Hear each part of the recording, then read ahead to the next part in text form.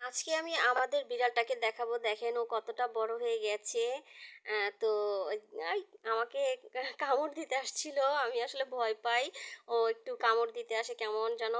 তো hello guys, আসসালামু আলাইকুম। সবাই কেমন আছেন? চলে আসলাম আজকে নতুন একটা ব্লগ ভিডিও নিয়ে। তো আমাদের গরুটা নিয়ে এখন আমার কোনো ভিডিও বানানো হয়নি। তো সেইজন্য ভিডিও বানাবো। তো ১ম এ আমি ঘরদুয়ারটা একটু এলোমেলো হয়ে আছে সেগুলোই একটু গুছিয়ে নেব।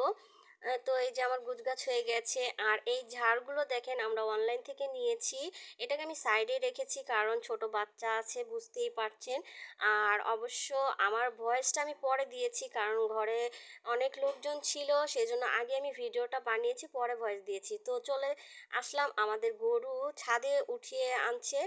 তো এই যে দেখেন গরুটা এখন আমরা ছাদের কর্নারে এটাকে বাঁধবে। তো এটা বাঁধুক সেই পর্যন্ত আমার ঘরে কিছুটা কাজ আছে, আমি সেই কাজগুলো সেরে আসি। তো আমার কাজগুলো প্রায় কমপ্লিট হয়ে গেছে, আমি এতক্ষণ আপনাদের গরুটা দেখাতে পারি নাই। তো ভাবলাম এখন আমার কাজ কাম শেষ হয়ে গেছে, আপনাদের সাথে আমার গরুটা নিয়ে একটু আলোচনা করি। তো চলেন আমরা যাই। তো এই যে গরুটা আসলে ছাদে রাখা হয়েছে, সেটাকেই এখন আমরা দেখব। আমি কিন্তু গরুকে খুবই একটা ভয় পাই। তো একটু অন্ধকার লাগছে কারণ বৃষ্টি হচ্ছিল, তাই ওপরে তেরপাল বেঁধে দেওয়া হয়েছে। তাই ভিডিওটা একটু অন্ধকার আবার আলো আছে। তো যাই হোক আপনারা ভিডিওটা দেখবেন।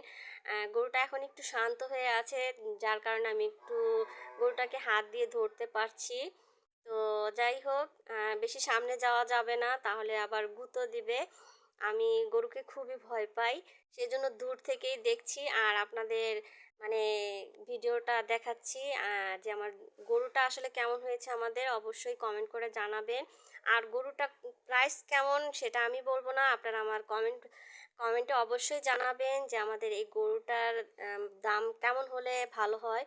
তো যাই হোক, এটা কোরবানি দেওয়ার জন্য আনছি, যেহেতু আলহামদুলিল্লাহ যাই দাম হোক না কেন আহ, সেটা কোনো ব্যাপার না।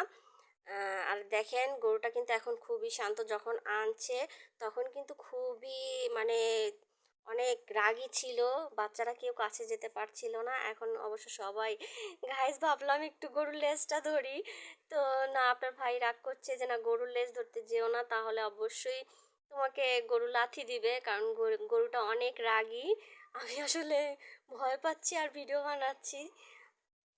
তো সবাই বলবেন যে আমাদের গরুটা আসলে কেমন হয়েছে। মাশাল্লাহ, আমার কাছে তো খুবই ভালো লেগেছে গরুটার কালার এবং দেখতে খুবই চমৎকার।